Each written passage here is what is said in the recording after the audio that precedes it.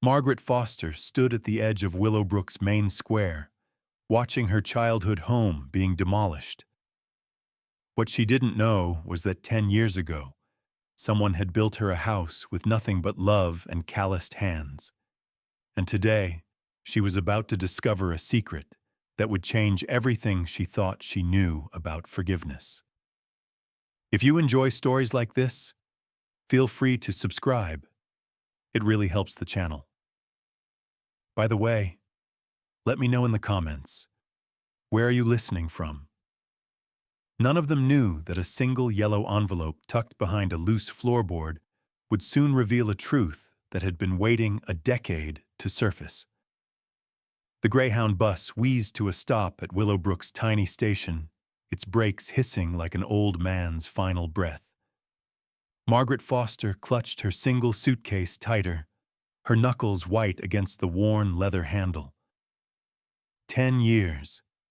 10 years since she'd breathed Iowa air or felt the particular weight of a Midwest sky pressing down on her shoulders. The familiar scent of cornfields and diesel fuel made her stomach clench with memories she'd spent a decade trying to forget. "Maggie, over here!" Claire Matthews waved frantically from beside a dusty Honda, her blonde hair now streaked with premature silver. Margaret forced a smile and walked toward her childhood friend, each step on the cracked asphalt feeling like a small betrayal of the life she'd built in Seattle. Claire pulled her into a fierce hug that smelled of vanilla perfume and nervous sweat. "I'm so sorry about your daddy," she whispered, her voice thick. "The whole town turned out for the funeral. He was so proud of you, always talking about his daughter, the city architect." Margaret nodded, not trusting her voice. She'd missed her own father's funeral, stuck in a Seattle hospital with pneumonia while her father was lowered into Willowbrook's frozen ground. The guilt had been eating at her for 3 weeks now, gnawing at her ribs like a hungry animal. As Claire drove through the familiar streets, she filled the silence with nervous chatter. "The old Miller place finally sold. And you remember Jenny Henderson? She's the mayor now, can you believe it? Oh, and the high school got a new gymnasium." Her hands gripped the steering wheel too tightly, and she kept glancing at Margaret as if she might disappear. Margaret watched the town drift past the window. Brennan's hardware store looked exactly the same, its green awning faded but sturdy. The Pine Grove Diner still had the same neon sign buzzing in the window. Everything was smaller than she remembered, shrunken by distance and time, but achingly familiar. "Some people have been asking about you," Claire said carefully, her voice dropping to that particular tone small-town women used when they were about to share gossip. "Wondering if you'd come back for good, or just to settle your daddy's affairs." Margaret turned from the window. "What kind of people?" Claire's cheeks flushed pink. "Oh, you know, Mrs. Patterson at the grocery store, the ladies at church." She paused, then added quietly, "Thomas has been asking too." The name hit Margaret like a physical blow. Thomas Brennan. She'd spent 10 years not saying that name out loud, not even in her dreams. "How is he?" Claire started, then stopped. She pulled into a driveway Margaret didn't recognize, in front of a house that definitely hadn't been there when she left. "He's fine. But Maggie, there's something I need to tell you." Margaret stared at the house before them. It was a craftsman style, painted sage green with white trim, with a wraparound porch and flower boxes under every window. Even in the fading daylight, she could see the quality of the workmanship, the perfectly fitted joints, the hand-carved porch railings, the way every line seemed to flow naturally into the next. "This is yours, Maggie," Claire said softly.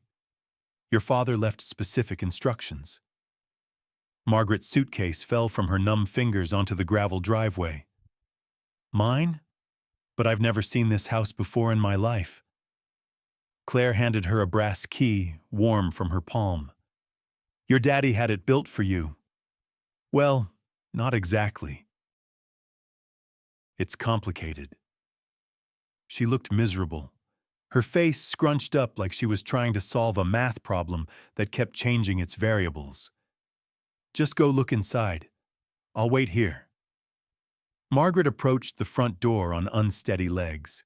The key fit perfectly in the lock, turning with a soft click that seemed to echo in her chest. The door swung open to reveal a living room that took her breath away. Everything was perfect. Hand-scraped hardwood floors gleamed in the lamplight. Built-in bookshelves lined one wall, their shelves already filled with books she recognized. Her favorites from high school, books she'd mentioned loving in long-ago conversations. A stone fireplace dominated the far wall, with a mantel that looked like it had been carved from a single piece of oak. Margaret moved through the house like she was walking through a dream. The kitchen had granite countertops and custom cabinets with glass fronts. A breakfast nook by the window overlooked a garden that was dormant now, but clearly well-tended. Every room showed the same attention to detail, the same loving craftsmanship. He built it all himself, Claire said from the doorway, her voice barely above a whisper. Took him 2 years. Finished it about 8 months after you left for Seattle. Margaret's throat felt raw. Thomas built this? Every board, every nail.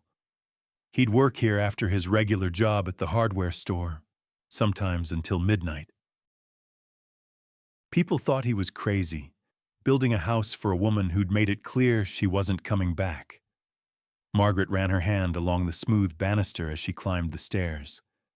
The master bedroom was painted the exact shade of blue she'd once mentioned loving, the color of summer sky just before sunset. A window seat looked out over the backyard, with cushions in a fabric she recognized. She'd shown Thomas a picture of it once, torn from a magazine when they were planning their future together. On the nightstand beside the bed sat a framed photograph that made her knees buckle. It was her and Thomas from their engagement party, both of them laughing at something someone had said off camera. She was wearing her grandmother's pearl earrings, and Thomas had his arm around her waist, his face bright with happiness and hope. But it was what sat beside the photograph that made her sink onto the window seat cushions, her vision blurring with tears. A small mason jar held wildflowers, black-eyed Susans and Queen Anne's lace, still fresh, still dewy from the morning. Someone had been here, recently. Margaret's hands shook as she picked up the jar, inhaling the sweet scent of the flowers.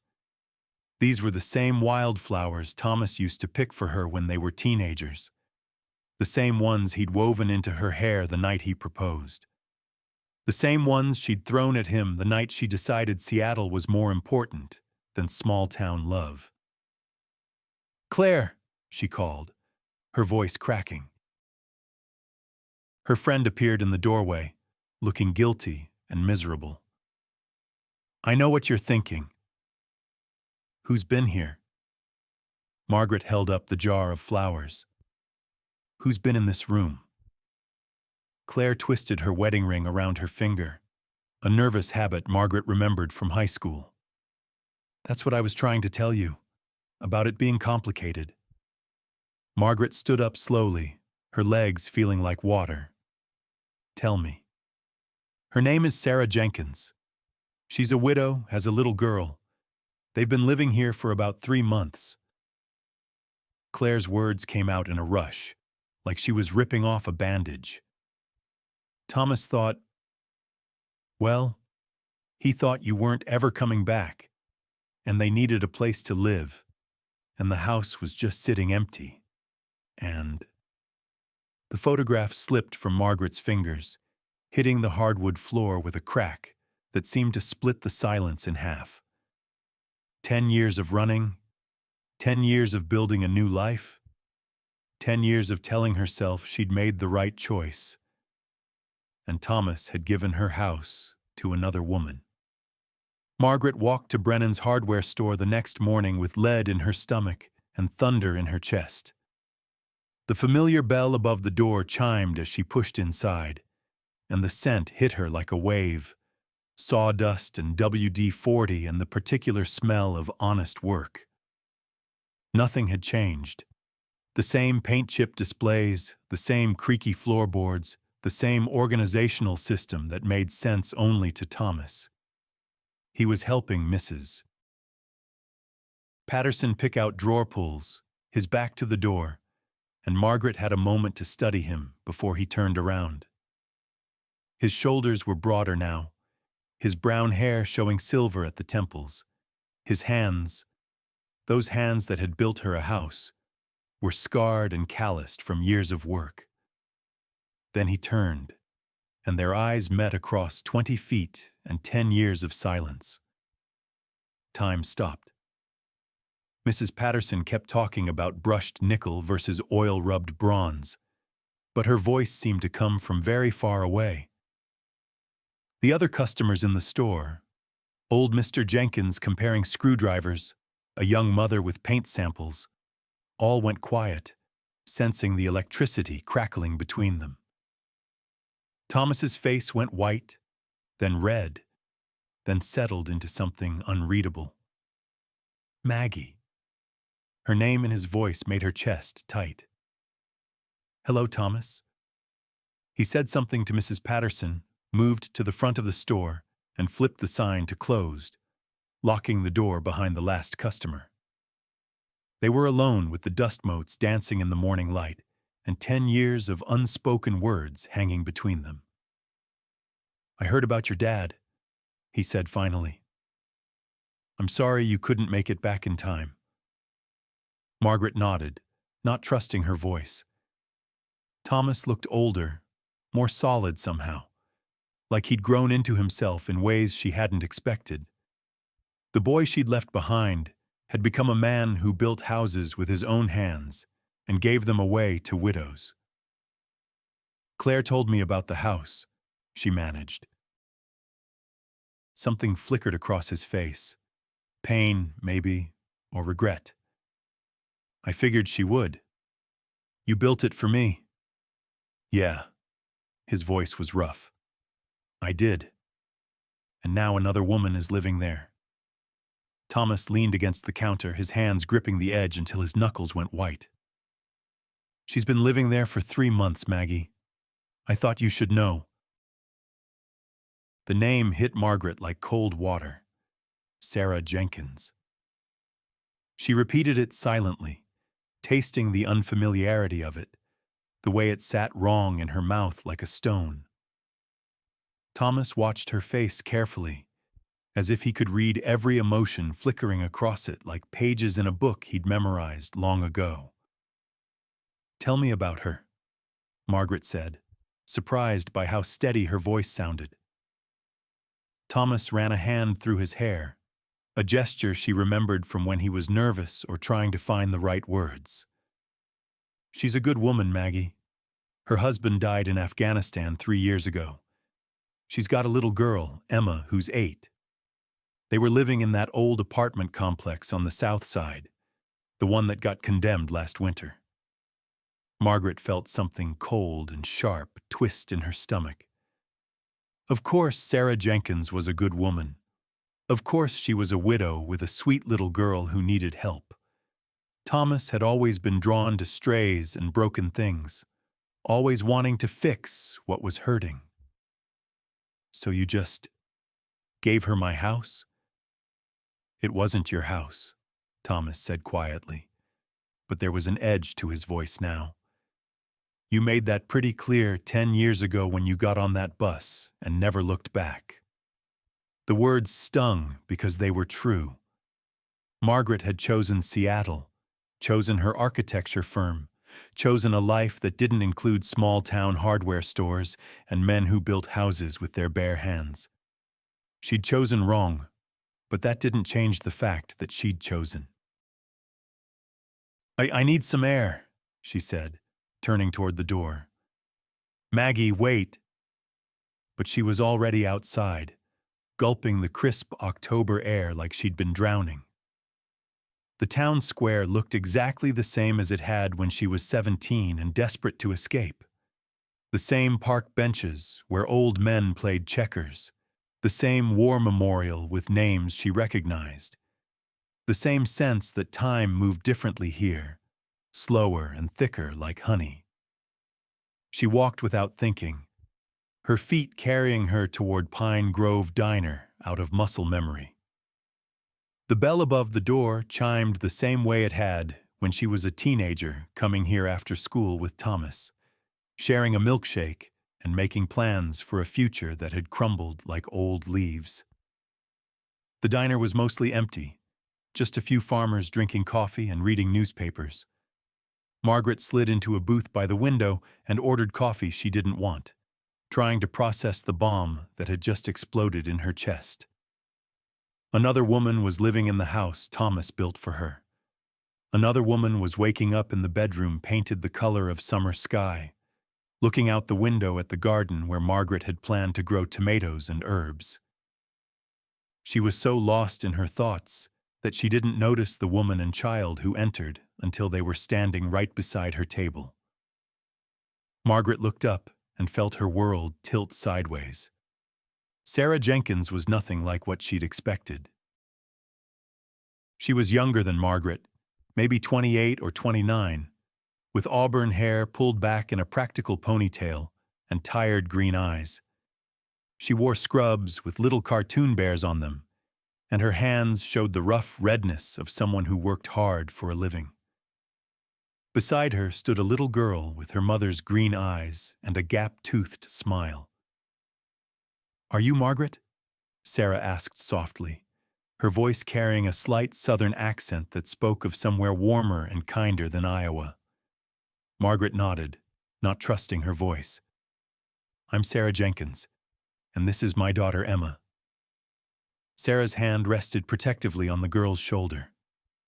"I recognized you from the photographs." Emma tugged on her mother's shirt. "Is this the sad lady from the pictures, Mama?" Margaret felt heat flood her cheeks. "The sad lady?" Sarah looked mortified. "Emma, honey, why don't you go pick out something from the candy counter?" But Emma was studying Margaret with the unfiltered curiosity of childhood. "Uncle Tommy has lots of pictures of you in his workshop. Mama says you used to be his special friend before you went away to the big city." "Emma," Sarah said more firmly, but the damage was done. "Uncle Tommy." Margaret felt something crack inside her chest. "He's not really your uncle, is he, sweetheart?" Emma shook her head solemnly. "But he takes care of us like he is. He fixed my bike when the chain broke, and he reads me stories sometimes when Mama has to work late at the hospital." Margaret looked at Sarah, who was fidgeting with the strap of her purse, her cheeks pink with embarrassment. "You work at the hospital?" "I'm a nurse, night shift mostly." Sarah slid into the booth across from Margaret without being invited, and Emma climbed up beside her mother. "Look, I know this is awkward. I know about you and Thomas, about your history. The whole town knows." "Then you know I have every right to that house." Sarah flinched as if Margaret had slapped her. "Yes, you do." Her voice was steady, but Margaret could see her hands shaking slightly. "Thomas told me you might come back someday. He said if you ever did, Emma and I would find somewhere else to go." Margaret studied Sarah's face, looking for some sign of manipulation or calculation, but all she saw was bone-deep weariness and the kind of fragile strength that came from holding everything together when the world kept trying to knock you down. "Why that house?" Margaret asked. "Why not somewhere else?" Emma piped up before her mother could answer. "Because it has the best garden in town. And Uncle Tommy said the lady who was supposed to live there loved flowers just like me. Sarah's eyes filled with tears she didn't let fall. Thomas didn't want it to sit empty. He said houses need love and laughter to stay alive. He said, she paused, looking out the window toward the hardware store. He said he built it for someone who loved beautiful things, and if that someone couldn't love it, maybe we could love it for her. Margaret felt like she was drowning. This wasn't how it was supposed to go. Sarah was supposed to be awful, selfish, someone Margaret could hate without guilt. Instead, she was kind and grateful and clearly trying to give Emma the stability she'd never had. "Where's Emma's father?" Margaret asked gently. "He died when she was 5, Sarah said simply. "Army medic, hit by a roadside bomb outside Kabul." Her hand found Emma's automatically, a gesture so natural it spoke of years of comfort given and received. Emma nodded seriously. "Daddy's in heaven with Jesus and Uncle Tommy's dog Rufus, but Uncle Tommy says they're both watching over us." Margaret's coffee had gone cold, but she wrapped her hands around the mug anyway, needing something solid to anchor her. "I'm sorry for your loss." "Thank you." Sarah's voice was quiet. Michael would have liked Thomas. They were both the kind of men who fix things that are broken. The diner door chimed again, and Margaret looked up to see Thomas walking in, his eyes scanning the room until he found them. His face went carefully blank when he saw the three of them sitting together, like some twisted version of a family reunion. He approached their table slowly, his boots loud on the checkered linoleum. "Ladies?" Emma bounced in her seat. "Uncle Tommy, we're having coffee with the sad lady." "Emma," Sarah warned, but Thomas was already laughing, the sound rusty like he didn't do it often enough. "Is that what we're calling her?" He slid into the booth next to Margaret, and she caught a whiff of sawdust and soap and something else that was purely him. "How are you holding up, Maggie?" The nickname made her chest tight. Only he had ever called her that, and hearing it now felt like putting on clothes that no longer fit quite right. "I've been better," she admitted. Thomas signaled the waitress for coffee, his movements easy and familiar. Margaret watched him interact with Emma, the way his whole face softened when he looked at the little girl, the way Emma clearly adored him. They had the comfortable rhythm of people who spent real time together, not the forced cheerfulness of occasional visits. "Uncle Tommy, are you going to marry Mama?" Emma asked with the devastating directness of 8-year-olds everywhere. Sarah went scarlet. "Emma Grace Jenkins, that is not appropriate dinner conversation." But Mrs. Patterson at the grocery store said, "Mrs. Patterson talks too much," Thomas said mildly. But Margaret saw the way his jaw tightened, the way he didn't quite meet Sarah's eyes. The silence stretched between them, thick with unspoken questions and complicated feelings.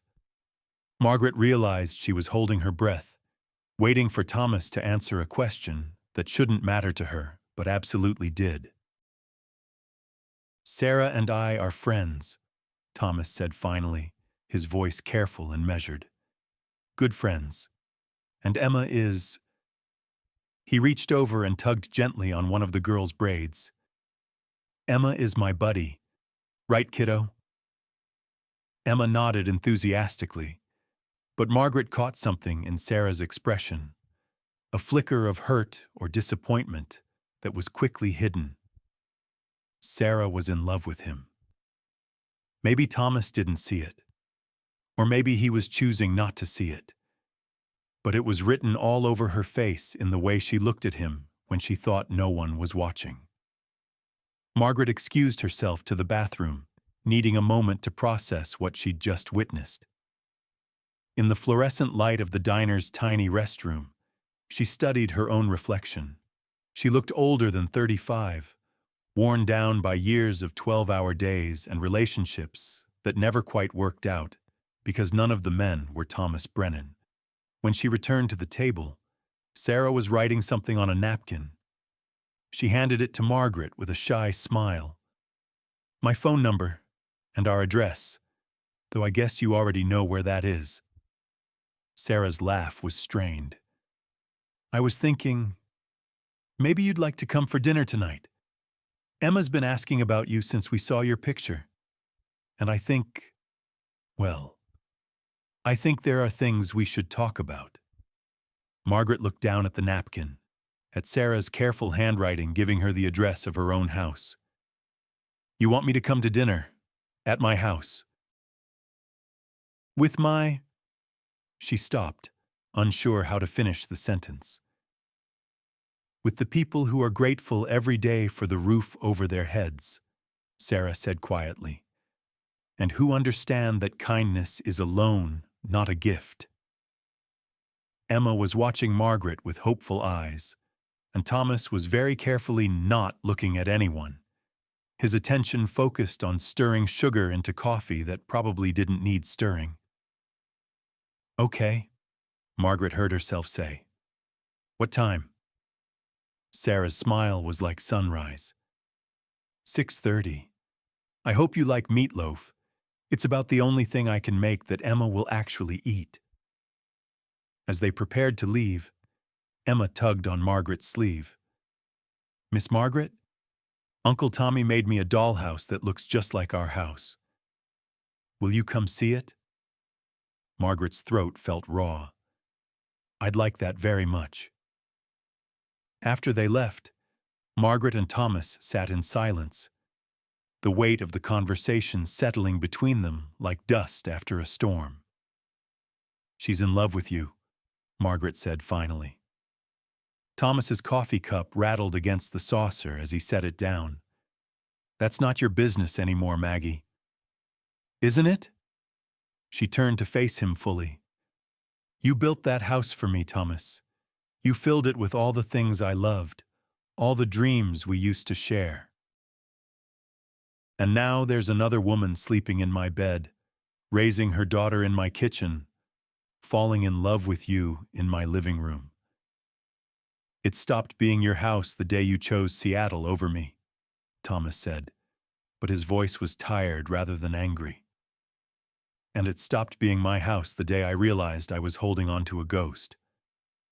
Margaret felt tears prick her eyes. "So what happens now?"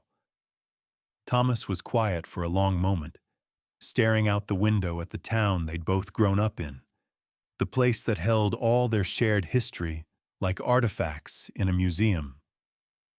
"Now you go to dinner," he said finally. "You meet Emma properly. You see what Sarah's done with the place, and then you decide what kind of person you want to be." Margaret was about to ask what he meant when Emma came running back into the diner, her face bright with excitement. "I forgot to tell you," she announced breathlessly. "Mama's been sleeping in the guest room ever since we moved in. She says the master bedroom is too pretty for everyday people like us. But I think she just misses Daddy too much to sleep in a bed that big all by herself." And with that innocent revelation, Emma skipped back to her mother, leaving Margaret and Thomas staring at each other across a table littered with the wreckage of assumptions and half-understood truths. That evening, Margaret stood on the front porch of the house Thomas had built for her, holding a bottle of wine she'd picked up at the grocery store where Mrs. Patterson had given her 17 different opinions about the situation without being asked. Her hands shook as she rang the doorbell, hearing footsteps and Emma's excited voice calling, "She's here, Mama. The sad lady is here." Sarah opened the door wearing a simple blue dress that brought out her eyes, her hair down around her shoulders, instead of pulled back in its usual ponytail. She looked younger, prettier, and Margaret felt a stab of something that might have been jealousy. "Come in," Sarah said warmly. I hope you like meatloaf. It's not fancy, but it smells wonderful, Margaret interrupted, stepping into the foyer of her own house and trying not to notice how lived in it felt. How the coat hooks by the door held Emma's small jacket and Sarah's nurse cardigan. How children's drawings were stuck to the refrigerator with magnets. Emma appeared in a whirlwind of excitement, wearing a dress with a grass stain on the knee and her hair in 2 uneven braids. Miss Margaret, come see my dollhouse. Uncle Tommy made it for me and it looks exactly like this house. She grabbed Margaret's hand and pulled her toward the living room, where a perfect miniature replica of the craftsman house sat on a low table by the window. Every detail was exact, from the tiny porch railings to the miniature flower boxes under the windows. He even made little furniture, Emma said, opening the hinged front to reveal perfectly crafted chairs and tables and beds.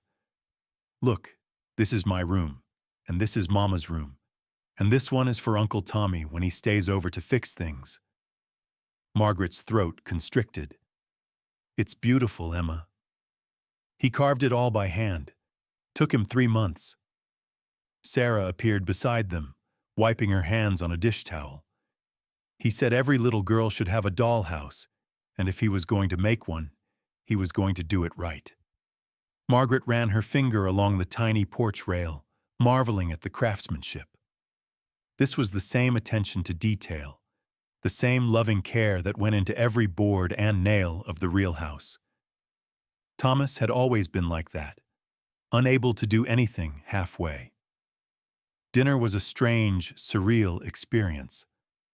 Margaret sat at the dining table she dreamed about for years, eating meatloaf and mashed potatoes while Emma chattered about school, and Sarah asked polite questions about Seattle. The conversation was careful, both women dancing around the enormous elephant in the room. "This is really good," Margaret said, and meant it. The meatloaf was simple but perfectly seasoned, and the mashed potatoes were clearly made from scratch. "Mama's the best cook in the whole world," Emma declared, her face smeared with ketchup. "Uncle Tommy says so too. He comes for dinner every Sunday after church." Sarah blushed. "Emma, eat your vegetables." "Do you go to church?" Emma asked Margaret with the directness of childhood. "Sometimes. There's a little chapel near my apartment in Seattle. We go to First Baptist. That's where Mama and Uncle Tommy met. Well, they already knew each other from when he helped move us out of our old apartment, but they really met at church." Margaret looked at Sarah, who was focusing very intently on cutting Emma's meat. "You moved here from somewhere else?" "Tennessee," Sarah said quietly. "After Michael died, I couldn't afford to stay. His parents, they wanted Emma to live with them, said I was too young to raise her alone. So I packed up everything that mattered and drove until I found somewhere that felt safe." "And Willowbrook felt safe?" Sarah's smile was soft and sad. "Thomas made it feel safe. When our apartment got condemned, I didn't know what to do. I was working double shifts, trying to save money for a deposit on a new place, sleeping in the car with Emma some nights. Then Thomas heard about our situation and offered us the house." Emma piped up again. "He said angels sometimes look like regular people, and we were his angels because we brought love back to the house." Margaret set down her fork, her appetite gone. "He said that?" Sarah nodded, not meeting Margaret's eyes. "He talks about you sometimes. About how you loved beautiful things, how you wanted to design buildings that would make people happy. He's proud of you, you know, what you've accomplished in Seattle." The words hit Margaret like a physical blow. She'd spent 10 years assuming Thomas hated her for leaving, that he'd moved on completely. The idea that he talked about her, that he was proud of her, made her chest ache with regret. After dinner, Emma showed Margaret her room, which had been intended as a guest bedroom, but was now painted yellow with butterflies on the walls. Her bed was covered with stuffed animals and library books, and there was a small desk where she did homework. "This is where I write letters to Daddy," Emma said matter-of-factly, pointing to a shoebox on the dresser. "Mama says he can read them in heaven." Margaret picked up one of the drawings from Emma's desk. It showed 3 stick figures standing in front of a house, with me and Mama and Uncle Tommy, written in careful 8-year-old handwriting. "Is Uncle Tommy like a daddy to you?" Margaret asked gently. Emma considered this seriously. "Not like a daddy. Like a guardian angel who knows how to fix bikes and make pancakes." She paused. "Mama says you were Uncle Tommy's special friend before I was born." "We were going to get married," Margaret said, surprised by her own honesty. "What happened?" Margaret sat on Emma's bed, looking at this wise little girl who'd lost her father and found a new kind of family. "I got scared. I thought there were more important things than love." "That's silly," Emma said with the certainty of childhood. "Love is the most important thing. Mama taught me that." Later, as Margaret helped Sarah wash dishes, they finally addressed what neither of them wanted to talk about. "You have every right to ask us to leave," Sarah said quietly, her hands deep in soapy water. "This is your house. Thomas built it for you." Margaret dried a plate slowly, considering her words. "Where would you go?" "I don't know. Maybe back to Tennessee. Michael's parents. They've been asking again about Emma." "But you don't want to go back." Sarah's shoulders sagged. "Emma's happy here. She has friends at school. She feels secure. And I have a good job at the hospital. People who care about us." She paused. "I love him, you know. Thomas. I know I shouldn't. I know he's still in love with you. But I can't help it." Margaret felt tears prick her eyes.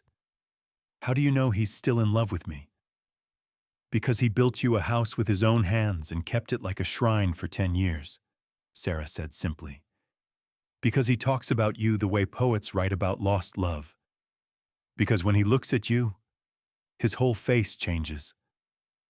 They finished the dishes in silence, and Margaret felt the weight of impossible choices settling on her shoulders.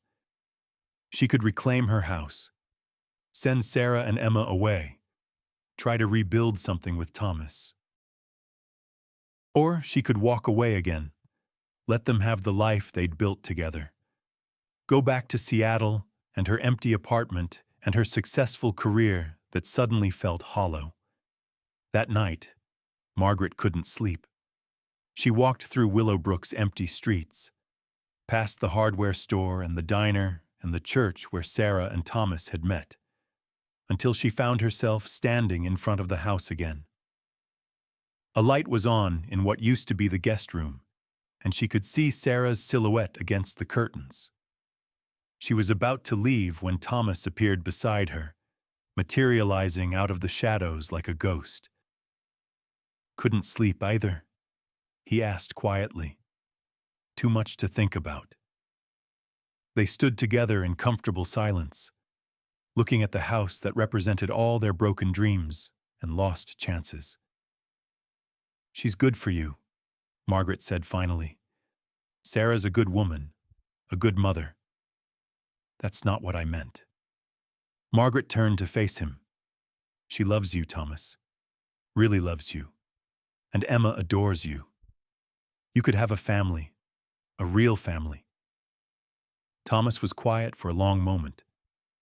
"What about you, Maggie? What do you want?" The question hung in the air between them, loaded with 10 years of regret and what-ifs. "I want you to be happy," Margaret said, and realized she meant it. I want Emma to keep writing letters to her daddy and drawing pictures of her family. I want Sarah to feel safe and loved. I want you to stop building houses for ghosts and start building a life for the people who are actually here." Thomas turned to look at her, his face unreadable in the streetlight. "And what about us?" Margaret felt something break open in her chest, something that had been locked away for a decade. "There is no us, Thomas. There hasn't been for 10 years. I made that choice when I got on that bus, and I made it again every day I stayed away. You could stay now. You could come home." The words she'd dreamed of hearing for 10 years, and now they felt like a weight she couldn't carry.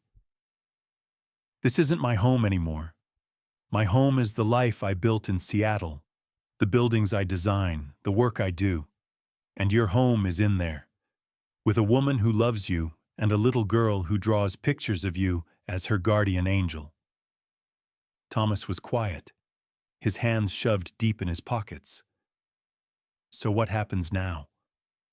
Margaret pulled the brass key from her pocket, the key to the house he'd built for her, and pressed it into his palm. "Now you stop waiting for someone who's never coming back, and you start living the life you deserve." 3 months later, Margaret stood in her Seattle office, looking at the architectural plans spread across her desk. The project was a community center for military families, with apartments for single mothers and children who'd lost their fathers to war. The design included a workshop where volunteers could teach practical skills, a library with quiet reading nooks, and a garden where children could plant flowers for parents they'd never see again. Her phone buzzed with a text message. It was from Sarah, a picture of Emma in a white dress standing between Sarah and Thomas outside First Baptist Church. Sarah's left hand showed a simple gold band, and Thomas was smiling in a way Margaret had never seen before, like a man who'd finally come home to himself. "Emma insisted you should see this," the message read. "Thank you for giving us the chance to be a family. We think of you often, and with love." Margaret traced Thomas's face on her phone screen, memorizing this new version of him, this man who'd learned to love again. She was happy for them. She was also heartbroken, and those two things could exist together in the complex geography of the human heart. She turned back to her plans, adding windows where light could stream in, designing spaces where love could grow and flourish and maybe sometimes find its way home.